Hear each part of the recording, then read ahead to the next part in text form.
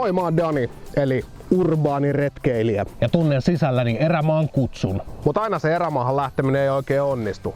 Joten mä oon ruvennut retkeilemään pääkaupunkiseudun metsissä.